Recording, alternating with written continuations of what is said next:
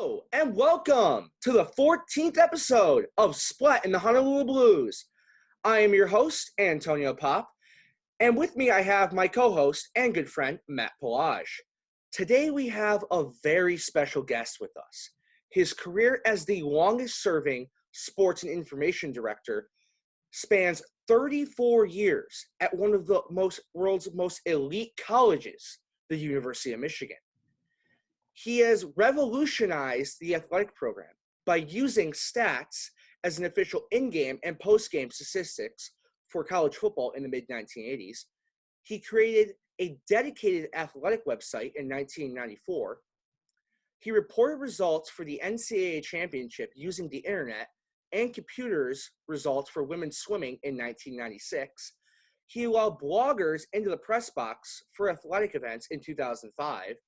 He sold tickets using the internet for the Capital One Bowl in 2002 versus Tennessee. He developed Twitter accounts for individual athletic teams in 2009. He was a part of the athletic program at Michigan when they had legendary coaches and players like Desmond Howard, Charles Woodson, Bo Schembechler, and Lloyd Carr. He's also been there for fabled teams such as the 97 National Championship team, the Fab Five. He is the one, the only Bruce Madej. Thank God there's only one of us. That'd be horrible if there were more. Yeah, it's interesting you were talking about statistics. We used computer statistics for the first time back in the 1980s. And there was a gentleman named Jim Meyer who walked into my office. And I had all these people. Everybody was into this stuff. I would tell people, listen, until you can do this, and I would give them, you had to do the play-by-play. And once the play-by-play was done, I wanted all the statistics to pop up. And I said, once you get that done, come on back. Well, nobody came back. So I gave this, Jim Meyer walks in, and I tell him what to do. And he walks out of my office. I shake my head. There'll be another guy I don't see. And about 2 months later, he walks back into my office. And he says, I'm here with what you told me to do. And I looked at him and I go, who are you? I couldn't remember who the guy was. And he says, you were the one. He says, I was the one who came in with the statistical idea, and you told me this is what I had to do. Can you blow holes in it? And so in the 1980s, we were giving the NCAA statistics by the internet. So it just makes sense. It's logic. I mean, it's just like, you take a look at what's going on now with COVID-19, and you know darn well that what's going to happen down the road is, we're going to see more of this type of meeting. You're going to probably see less people working in offices than you have in the past. And you're going to see more of this on television too, because this makes it easier for TV people and to get around and then talk to individuals, because you really don't have to do much. All you got to do is get the computer going and talk to someone. Yeah, it really is crazy. It really is crazy what the world is doing nowadays with all this. And it's my first question to you is, obviously, thank you for coming on the show. It's a true honor to have you on the show.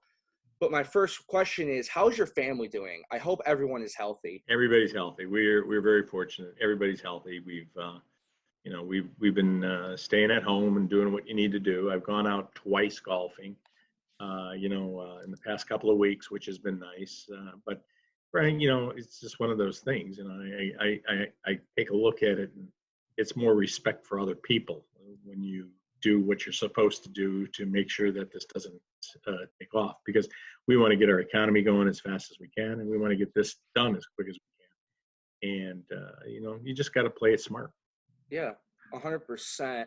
So speaking of COVID-19, how do you think the NCAA is going to deal with everything moving forward into football and even into, even next year into college? What do you think, what's going to happen from your opinion? Well, if I knew what was going to happen, I could tell you this: I'd be a millionaire right now. I don't think there's any specific answers for any of this, but let me just try to tell you what you have to take a look at. Most of the time, college athletes have to get in at least 2, 3 weeks a month. How much time you've got to get in to get practice and get ready to go. And if you take a look at what's going to happen, you're going to have an extensive test for each one of these individuals that come through. The NBA, which is going to lock down basically two areas for their teams, okay, is asking for 15,000 tests. So if you take a look at that and extrapolate that across the country for college football, that means there has to be close to 500,000 tests. Now, that doesn't, I'm sure they could change it in a way that only people who have symptoms are going to get tested, but that doesn't mean everybody gets tested that way. So there's a lot of issues of that way. And when you're going to bring these kids in, you know, understand it's not like the NFL. I mean, I don't know if you saw this, but the Green Bay Packers have a $348 million reservoir of money that they are keeping just in case something crazy came up. How they're going to be able to use it. You take a look at Wimbledon. Wimbledon was paying $2 million a year to an insurance agency just in case something like this came up.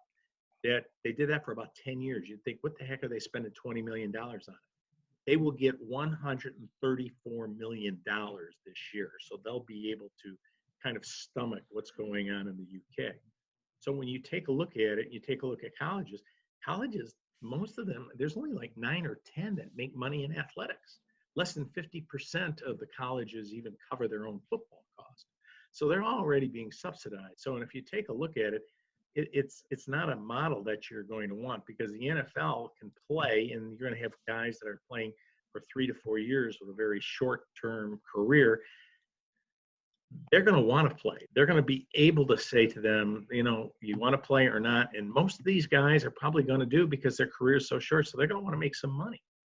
Yeah. You can't do that in college. Okay. So what you have in college is, you just take a look at it. We have almost 900 student athletes that will come back on campus in the fall. Mm-hmm. That means that most of them are going to start practicing at that time too. That means that all of those have to be tested. That's if you even have classes, you know, that are not online. If you have classes that students are going to, Mark Emmert has said it, every president has said it, if we don't have students in class, we're not going to have athletics. And so those are some of the questions that you come up with. But just think of it this way: if you had to do just a football team, you know, and so when you're taking a look at looking at individuals, and you can quarantine a football team, which has 58 players plus, I'll even put 50. I'll even put 50 personnel. Let's just make it 100 so I can make my numbers easy. But yeah, when you have a college football, you're going to have anywhere from 95 to 100 players alone. Yep. And they're not going to be quarantined. They're going to be going to the dorm. You're going to have to be tracing them. You're going to have to be tracking them.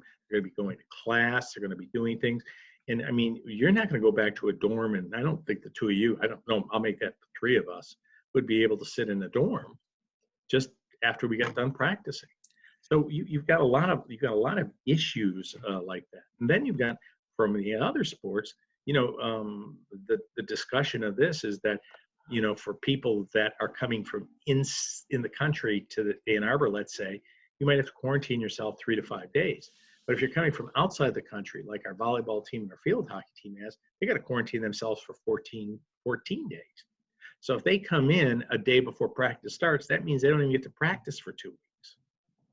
Yeah. Now you get to the point where the governors and the states are all making different types of resolutions about when things can open and what's going to happen. And so if you're in a state that says you can open and you can go to practice, but you're in a state, let's say, like California, that has now said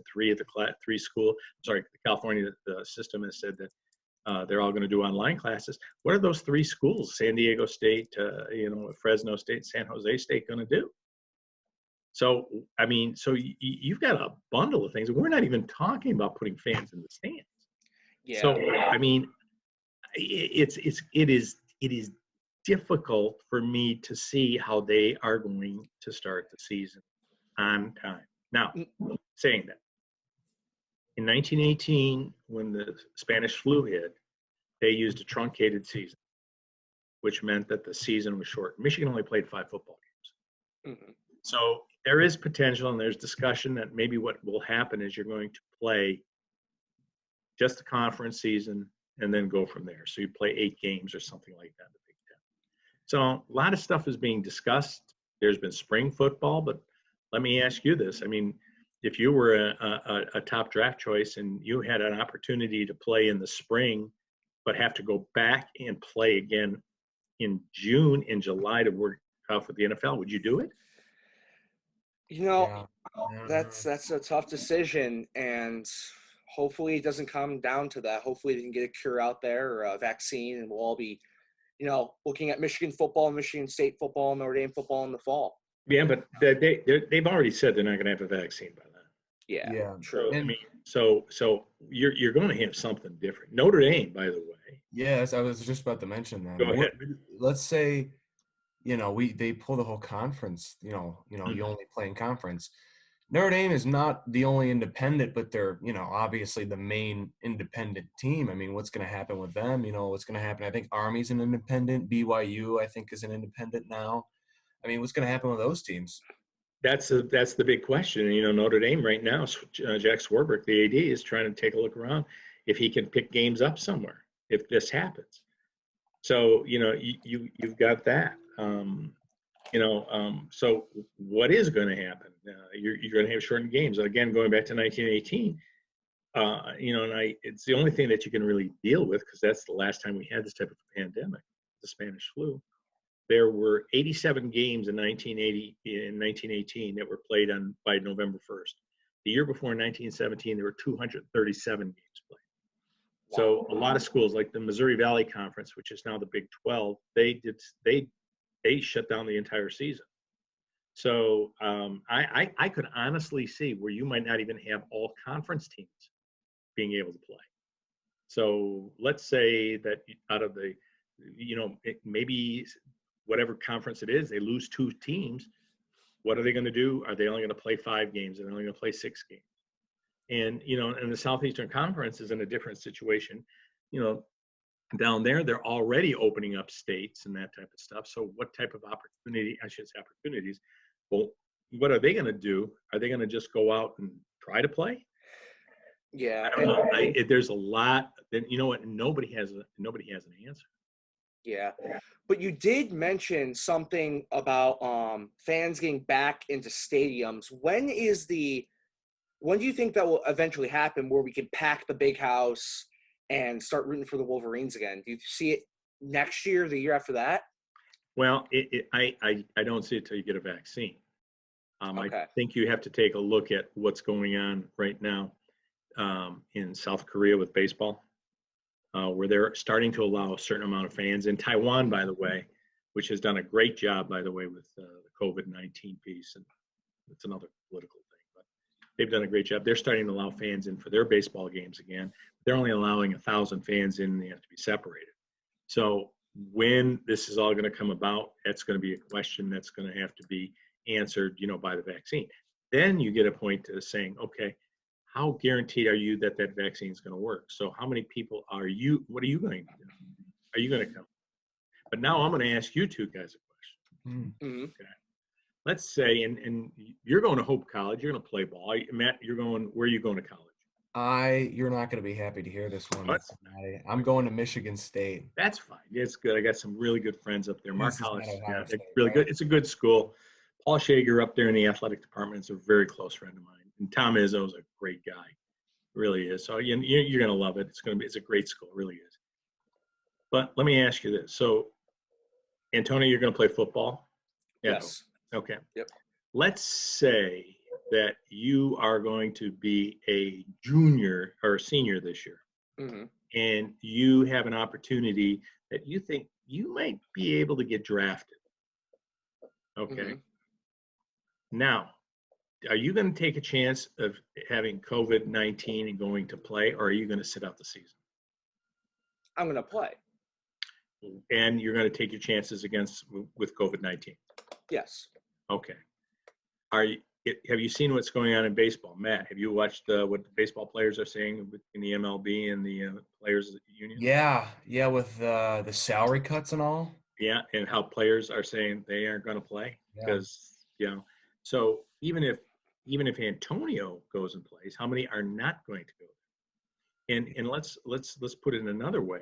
if you are sitting, let's say, in Florida or a smaller city, let's just say a smaller city, and you're being recruited at a major city, let's just say Michigan at this point, and your parents say, do you want to go up there and to an epicenter and possibly, do this? I mean, because you got that at California, Illinois and Big Ten cities, Pennsylvania. So do you want to go to Penn State? Because, they've been having issues up there. Rutgers is another one. So, the Northeast and the Midwest. So we're going to have to wait and see how this all comes out. I would say this, though, that at our place where we have President Schlissel, who's an epidemiologist, he's going to give at least Michigan the opportunity to do it, the way that science says it should be done.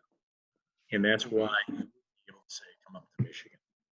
And Michigan's probably in better shape because of the way we have been able to really handle our stuff without any outside monies coming in, just through the athletic department.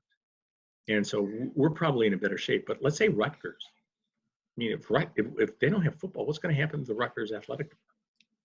What's going to happen to these? As you saw, I don't know if you saw that today, but Bowling Green just dropped. Yes. Mike. Akron, has dropped sports. Cincinnati has dropped sports, and academic departments at Akron have been brought together. So we don't have any answers. I can tell you this, though, that that's the one nice thing about sitting here at the University of Michigan, is because of the hospital that we have and the president that we have, that things are going to be done in a safe manner. And so that's kind of a neat way of saying, we'll be in good shape, but it's going to be different.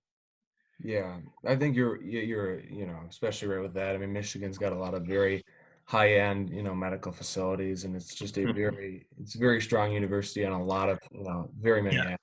And we have the people, Matt. I mean, we have the people to test. Okay, if you go to another school that has not as many individuals as we do to do the testing, as let's say our trainers, and their budgets are much smaller than us. That's an issue too. So, I mean, it's going to be way different. How it's going to be, I don't know. I don't know if we're going to have a football season. I don't know if we are going to have a truncated season. And I don't know if fans are even going to be able to be allowed in. Because the other thing is, if you only can allow, let's say, 10,000 fans in the Michigan Stadium, who are you going to allow in? Now, speaking of football, you've worked 34 years plus in the athletic department. You're still working in the athletic department. But what is your favorite moment out of all of U of M sports? Well, I really got the 97 national championship and the 98 Rose Bowl was just unbelievable. That was just one unbelievable season. That was fun. I really don't have one favorite, because the 89 championship in basketball was really one of the oddest championships you'd ever have, because Bill Frieder, our head basketball coach, literally went to Arizona State and was hired, before the NCAA tournament took place, and we put Steve Fisher in charge of the tournament. Those are neat. And I guess, watching Desmond Howard and Charles Woodson, specifically Charles Woodson, win Heisman. Peyton Manning was the individual who was supposed to win it for two. They were talking about him winning it that year for 2 years straight.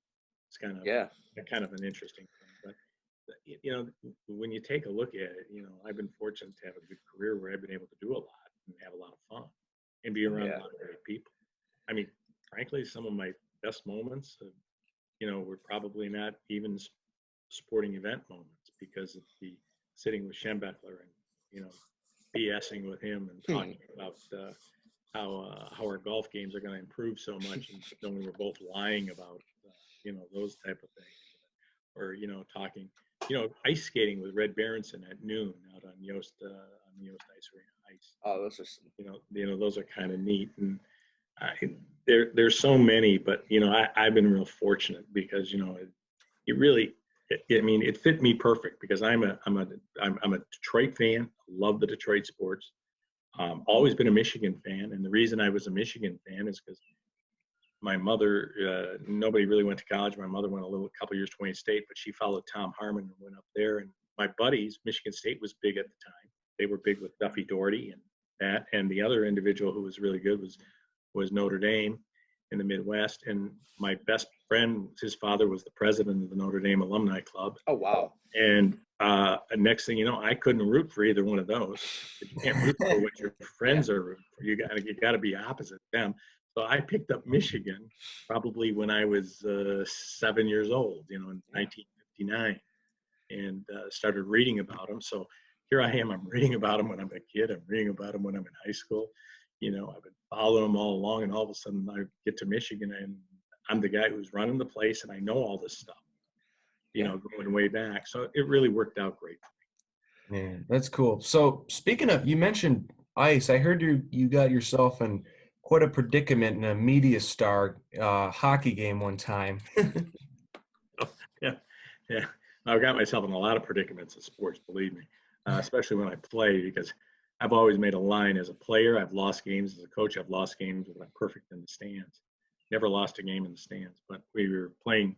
The NCAA Frozen Four was being played at Ford Field, and Tom Anastas, the CCHA commissioner, asked me to play in a media game, which I figured, great. I hadn't put on my equipment for a long time, and so I went out and decided to play, because who wouldn't want to play on the ice at Ford Field? Yeah. It's one of those great things. Well, it turned out that when I walked in there, I saw Mickey Redmond, who I know quite well, and then Doug Roberts, a couple other guys, but I didn't see many media guys at all. And next thing I know, I walk into the locker room. We're all dressing together, and there's a red bag, and they're all former Wings. And what the heck am I doing here? I haven't played in the game in 3 years. Now I'm going to be playing with Dino Cicerelli as a center. What the heck is this? Wow. I got to play, and it was kind of funny. Believe me, I'm 60 years old, and I'm scared out there. I didn't even know what to do during warm-ups. I almost got myself killed then. Pucks flying around. But it was fun in Ford Field. And Redmond, Mickey said to me after, he says, "You acquitted yourself quite well." So I felt good. Yeah. Well, that's a fun story. Yeah. So, I kind of want to talk a little bit more about you and your career. And I mean, you've had, in my opinion, a very successful career. I mean, you've had some radio experience. You've done a lot for the university. What is one main thing that you attribute your success to? It's probably attitude and passion, and understanding that you need people to support you, and that you have to you're not the biggest thing out there. In fact, you want to be part of something bigger than yourself. And it's really kind of funny because, Matt, when you're talking about this, I never got a job in my life that I've ever applied for. So when people ask me, how to apply for a job, I don't know. I mean, I really don't know. The only jobs I ever applied for were summer part-time jobs that I got. But it's been something, I've been very fortunate to have the breaks fall my way. I always had options. I've had opportunities to leave the University of Michigan. The Detroit Tigers and the Red Wings and the Lions, by the way, have all offered me their head PR jobs, and I turned those down just because I felt Michigan was probably the best suited for me, because I could deal with more sports. It's kind of funny, but people say, well, you're so tunnel vision. I say, I'm not tunnel vision. I'm wide. I have an array of interest. I like all sports. So I enjoy. I mean, you talk about a great time. I remember putting on the ceremony for Carol Hutchins' softball team when they won the national championship, and that was really neat. I loved it.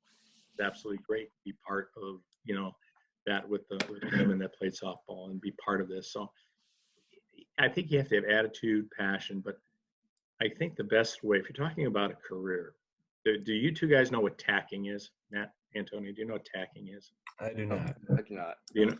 So I'm going to put it to you this way. So if you're here, and this is point A, Mm-hmm. and this is point B, okay, and you want to go, this is you today, and this is your goal, so you're going to get there. So in sailing, if the wind is at your back, you can go straight there, right? Mm-hmm. But And if the wind's in your face, you got to do something else. And my point of this is that in your career, the wind will rarely be at your back. So for you to get here, you have to go here, here, here, here to there. And the point of that is that just because you know what your original and destination goal is, you have to start figuring out other ways to get there. You just can't go straight up the match. If you want to work as a PR person at the University of Michigan, you don't start and just say, this is all I'm going to do. I'm going to be an assistant SID here, and I'm going to go all the way through the top.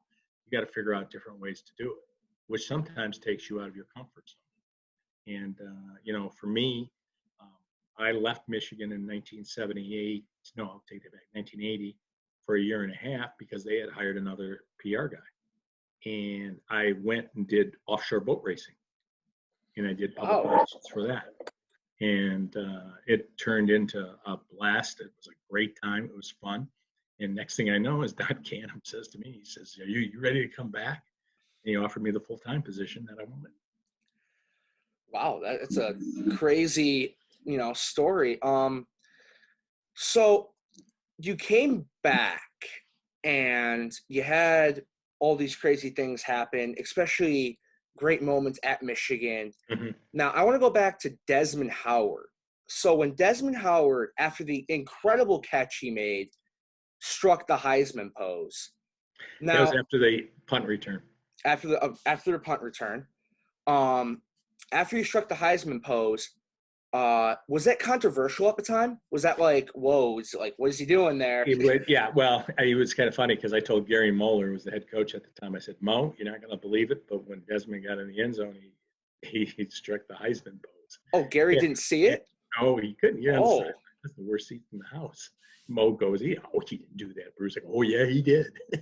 I said, yeah, he did. And what was amazing about it is Desmond was so good for PR all the way through. I mean, there's a lot of great stories in there. I mean, that in itself as a PR, it was so much fun. But when he did that, it turned into, it was unlike Desmond. It was unlike the University of Michigan because we don't do overt type pieces. And so when he got that, it was really kind of interesting how he pulled that all together.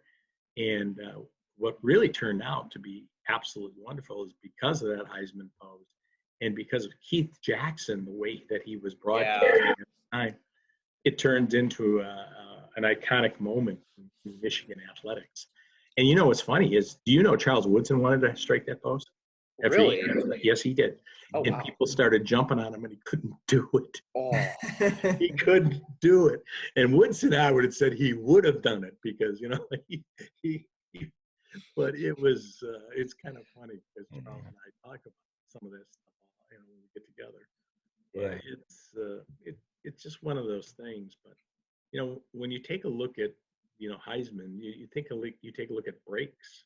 I mean, frankly, if Derek Alexander doesn't get hurt in the Boston College game early in the season, Desmond Howard's here, I don't think Desmond wins the Heisman because Desmond's not going to be necessarily the only go-to guy at that point because Derek Alexander had a fantastic career. Right now, he's on the Michigan Sports Hall of Fame ballot, potentially get there because of the way he hit Michigan and the Kansas Chiefs. So, but Derek got hurt, and Desmond was a great specialty. I mean, take a look at it. He won the the MVP of the Super Bowl. Yeah. And it was fun. And Des is a good guy. Always had that smile. Easy to work with. Easy to go. And that was kind of an easy one because we were the front runner almost all the way through the entire season. There was a guy who was at University of Houston. His name was, I think, Klingler, if I'm not mistaken, a quarterback. And he had a Thursday night game. The stats were unbelievable. He's throwing the ball all the way around. They got that wide open offense down there, and he's probably throwing for 500 a game. And he played the University of Miami, and they had a Thursday night game, and he just got eat up. It's just done. He was done after that. Then after that, Desmond kept on scoring 2 touchdowns a game. And he had that smile, easy to interview, very smart guy. And he just did it. Yeah. Charlie was totally different. We had to do a lot of things differently. Yeah. So, you see, Desmond and Charles now on TV, Mhm. Desmond with College Game Day, Charles with the ESPN, I think Mhm. Monday Night Crew. Which one do you enjoy watching more? Well, I don't think I don't want to say there's one that I enjoy more. I mean, it all depends what they're talking about. There are days that I like Charles a lot better than a lot of people, and there are days I like Desmond a lot better than other people.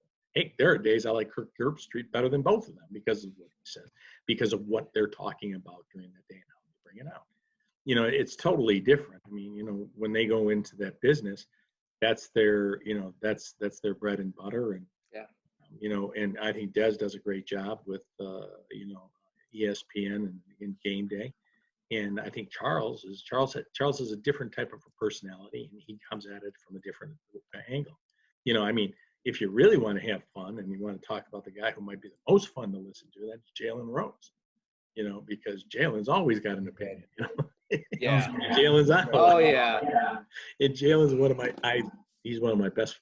I'm telling you, out of all the Fab Five, I mean, I love them all, but Jalen was my go-to guy. And I always told people that Jalen was going to be such a big shot once he got out of basketball, because he's got the personality, the smarts. He knows and you know what, he knows how to give an opinion. When he does it, he's smart in his opinions. Um, I love him, and I like all three of those guys. Now speaking of the Fab Five, Mm-hmm. so what was your reaction when Chris called the timeout in the '93 championship game? I gotta know this. My God. Well, first off, I almost didn't even see the timeout because I couldn't believe it didn't called for walking, for traveling. If you take a look at it, he got the ball, and for some reason he started to dribble it. He traveled prior to that. They didn't call it. And oh wow! I'm standing on the court, watching Michigan come at us, and it was like, whoa, no, they're going to call it, and they didn't call it. I'm looking around, and all of a sudden he calls the timeout, and I go, oh my, no, we don't have any left. And it was one of those things. But then you have to, in my position, you have to change. You can't be a fan. You really can't be a fan in my position, because Yeah. I got news for you. To do PR when teams win, that's easy. What you have to be able to do, I had to get Chris Webber literally to the press interview area. Now, I'm going to ask you this.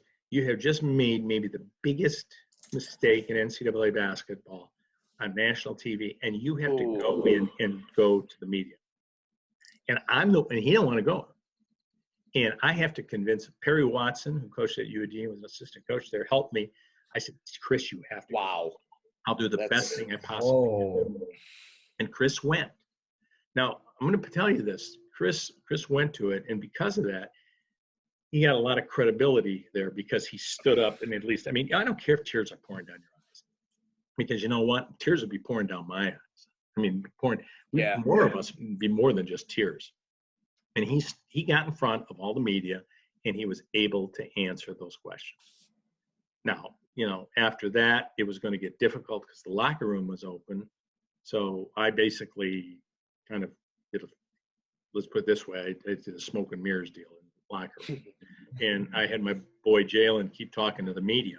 Just keep talking. I told Jalen, just keep talking. So when the locker room was closed, they hadn't talked to Chris. They already got Chris. So Chris didn't have to face all that. But the interesting story on this is, on the way back home, as we're going back home, the fans are fanatics. So, they're good and they're bad. On the way home in the bus, you see people knew we were in the bus coming back. People were blowing their horns and doing this and all that type of crap. Oh. So anyways, Chris was supposed to go to Los Angeles to get he was nominated for the Wooden Award, the John Wooden Award, which is the #1 player in the country. We already knew he wasn't going to win. They already said, and I can't remember who won that year. I'm sorry, I can't remember it right off the top of my head. But what I talked to Steve Fisher talked to me, and he says, Bruce, we're not going to go to LA. And I said, no, you got to go to LA. And he goes, no, we're not going to go to LA. I said, no, you have to go. He said, well, Chris can't go. It's just terrible. I said, Chris, I mean, you can imagine I'm 5'9", and Chris is what, 6'11", and I'm saying, Chris, you got to go. You got to do this. And they went. I will say this: they listened and they went. You know what happened when Chris was announced in front of the crowd in Los Angeles, tuxedo crowd and everything? Got a standing ovation. A standing ovation. You know why? Because he went out there and he faced the issue. Okay, if he would have kept on dodging it, it wasn't going to work. Yeah. And he faced the issue. Chris did a wonderful job. And I wish Chris would apologize, no doubt, about the Michigan thing and come back. But Chris and I have gotten together since then, and I like the guy. I think he's a smart guy. I like the guy a lot.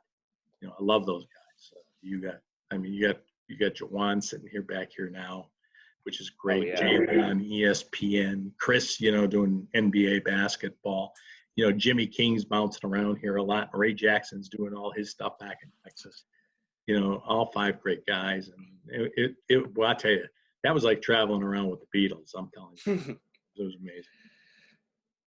I mean, imagine if they would have won that championship. The hysteria world would have went crazy. Yeah. 5 freshmen. Could have, yeah. But yeah.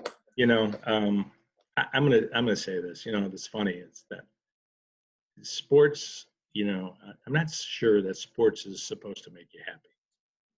I think sports is more than that. I think sports is supposed to be able to teach you how to get up when you fall down, 100%. When you lose and you come back.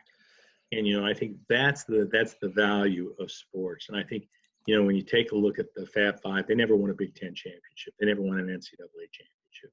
Yeah. They changed the culture of how they dressed and how the NBA. No more short pants. Everybody's got the longer pants. They have the black sign.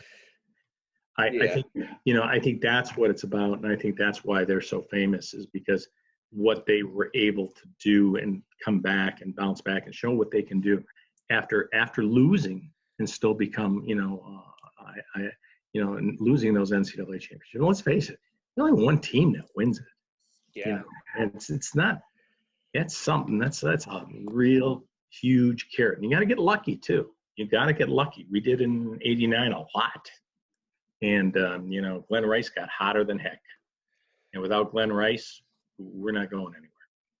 Yeah. Now, one more question before the show closes up. Now, speaking of famous and fame of sports and how sports should make you feel, how was it to live during the 10-year war and be so close to Bo and just be in that, same room with him and master versus apprentice and all that, all that fun stuff that, that the good days of Michigan football, the 10-year war, Ohio State versus Michigan. How was it to live during that era? Well, I only got the end of that era because at the beginning I was a newspaper writer at the Ypsilanti Press. And the story on that was I was writing the lesson. Everybody rushes to the locker rooms to press interview areas. Mm-hmm. And I'm one of the last guys into that game where Woody pushed the cameraman. I don't know, he came in, he pushed the cameraman. Yep. And so everybody's sitting in the back. There's only one seat, and that's right in front of Woody's podium. And I'm sitting there, and I can't remember who the Sports Illustrated writer was at the end. And the first darn question is, can you believe, he says, Woody, why did you push that guy? And he says, what would you have thought? And Woody gets off his chair. He comes running at me like this. He goes, and if somebody pushed that camera right in front of your face, and he's about 6 inches away. And I think to myself, oh my God, headlines are going to be, Cub reporter is knocked out by Woody Hayes. But I got to know Woody later, and with Bo and all that type of stuff, and Bo's Bo. There's not there. If I'm going to pick one person out of the athletic department, that really, really meant a lot was Bo. I mean, we didn't have a really good relationship in work. You got to remember, I'm the one who had to bring the media in. That was not one of his favorite pieces.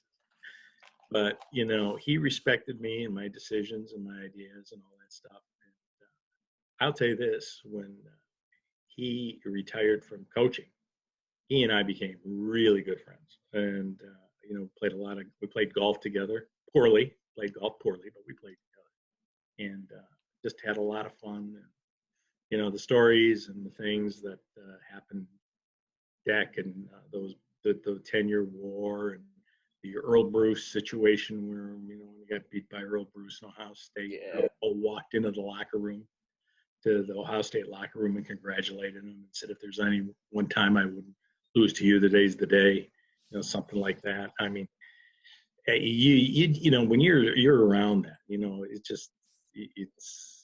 special. I mean, you take a look at it. I mean, you know, you know, it's kind of funny, but now that I'm working there, I've worked at the athletic department for parts of 6 decades. Wow. And, you know, when you think of all the things that have gone by and done, you think to yourself as you walk away and you go, man, I've had one hell of a career. I've been one lucky guy. Yeah. Yep. Well, thank you again for coming on. It means a lot to us. It's an honor to have you. So that wraps up episode 14, Sports Talk with Mr. Bruce Madej. Updates on scheduling will come in the next video. And as always, stay healthy. And stay classy. Thanks, guys. Thank you.